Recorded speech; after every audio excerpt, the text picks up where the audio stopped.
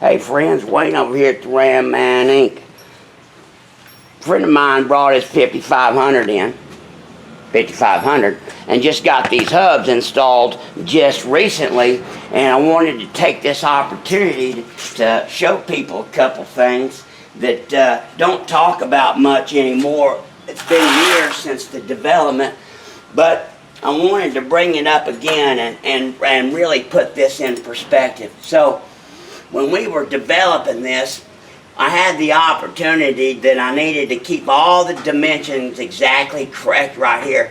I had the opportunity that I needed to make up about 150 thousandths, or 0.150.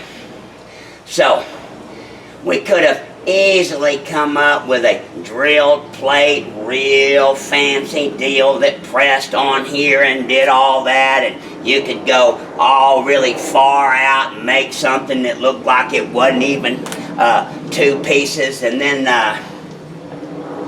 something dawned on me. You know, going back to my brake heritage and everything, all these trucks have problems. They fade too fast. People complain about the Dodge trucks not being good enough, not the backs, not the fronts, and all this. And so I got to thinking about, you know, a little bit of Indy knowledge and stuff from the 80s and 90s. Well, look here. What you have to understand about something is, you know, all a brake system does is transfers kinetic energy into heat energy. All a rotor does is a heat sink. Its whole purpose is to soak up massive amounts of heat in a very short time. And I'll tell you something, I'll give it in perspective. I was once asked, well, what's the most powerful system on a vehicle? And of course I told the old boy, well, it's the damn engine, it's the motor. And he said, no, you're a fool. The brake system on a vehicle is the most powerful system on any vehicle. And I said, well, what do you mean by that? He said, well, you know what? If you got a car that has 500 horsepower and they can do the quarter mile in 10 seconds, well, you know what? To slow that same vehicle down in 10 seconds, you have to be able to absorb 500 horsepower in 10 seconds. But nobody stops in 10 seconds. They don't stop in 5 seconds. So at 5 seconds, you'd have to absorb 1,000 horsepower. And at 2.5 seconds, it's about 1,500.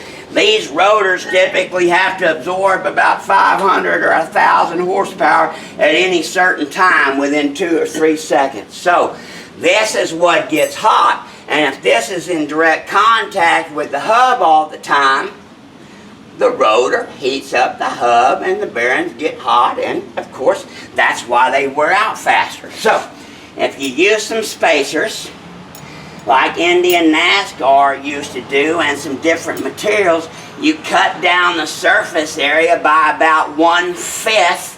The contact is about 1/5.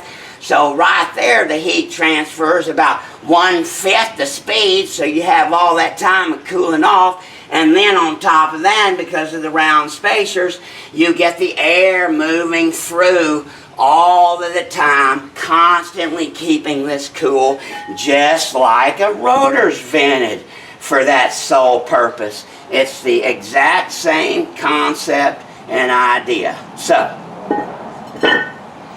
that's why we went with it, and that's why today, almost 6 years out, we have 0 Timken bearing failures from heat or grease.